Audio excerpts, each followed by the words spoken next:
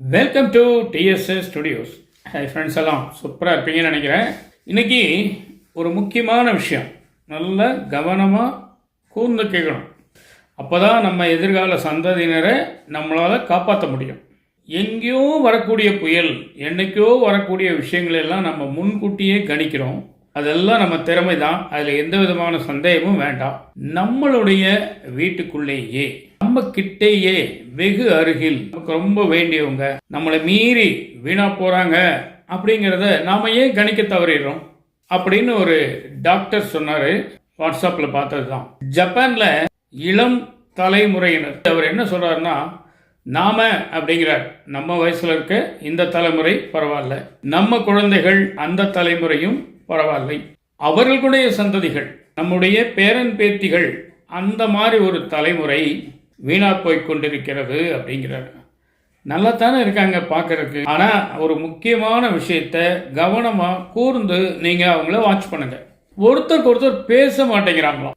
அந்த செல்ஃபோனுடைய கோளாறு என்னன்னு கேட்டிங்கன்னா, மெசேஜ் போடுற வசதி இருக்கிறதுனால பேசுகிறத குறைச்சிட்டாங்க. ஆமாம், இல்லை, உண்டு, எல்லாம் வருது மெசேஜில். நல்லா இருக்கீங்களான்னு ஒரு வார்த்தை குரல் மூலமாக வர மாட்டேங்குது. அது நம்மக்கிட்ட இருக்க ஒரு வியாதி மாதிரி. அது அவங்க சுத்தமாகவே பேசுறது இல்லைங்கிறாங்க.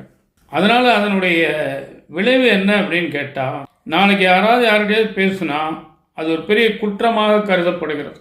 எப்படி என்கிட்ட நீ பேசலாம், சண்டைக்கு போகிறாங்க, இல்லை கோர்ட்டில் கேஸ் போடுவேங்கிறாங்க. அதனுடைய மேற்கொண்டு இன்னொரு அடுத்த நிலைமை என்னன்னு கேட்டால், திருமணமே பண்ணிக்க வேண்டான்ற முடிவுக்கு வந்துட்டு இருக்காங்களாம். கொஞ்சம் கொஞ்சமாக மேரேஜ் பண்ணால் நிறைய பேசணும், மனைவி கணவன் நச்சு அப்படிங்கிற மாதிரி, தனியாக இருந்துட்டு போயிடலாம் இண்டிவிஜுவலாங்கிற மாதிரி ஒரு எண்ணம் வருதுங்கிறாங்க.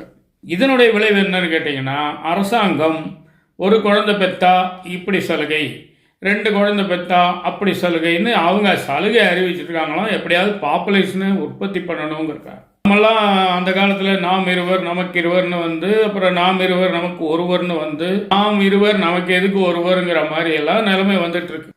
ஏன்? ஜனத்தொகை பெருக்கம். ஆனால் அங்கே பயப்படுறாங்க. இத்தனைக்கும் ஜப்பானியர்கள் வந்து மிக மிக மிக சுறுசுறுப்பாக உழைக்கக்கூடியவர்கள், அருமையான திறமையான மூளைக்கு சொந்தக்காரர்கள்.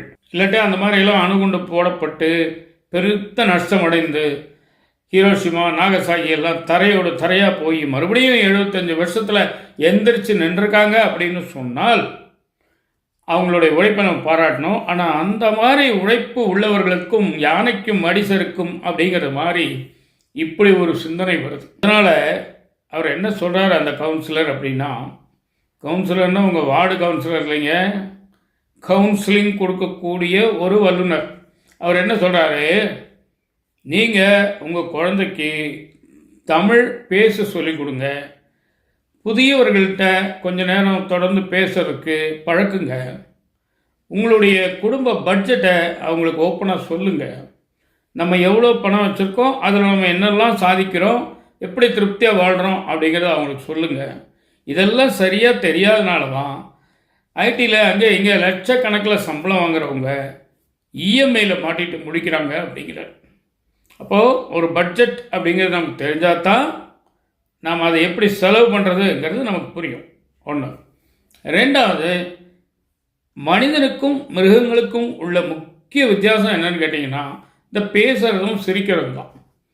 இப்போ பேசுகிறதே நம்ம விட்டுட்டோம், மறந்துட்டோம் அப்படின்னு சொன்னால், வாயிருந்தும் ஊமைகள் அப்படிங்கிற நிலைமை வந்து ரொம்ப கஷ்டங்க. பேச்சுங்கிறது வந்து பல விதம் இருக்குது. மோசமான பேச்சுக்களை விட்டுருங்க.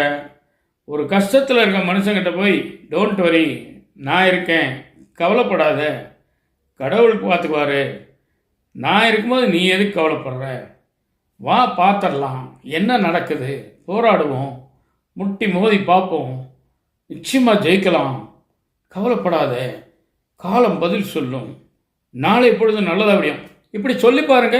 அந்த மனிதனுடைய தன்னம்பிக்கை அபரிமிதமாயிடும். அந்த உத்வேகத்திலே அவன் பெரிய பெரிய போர்களெல்லாம் ஜெயிச்சிருவான், பெரிய பிரச்சனைகளை தீர்த்துருவான்.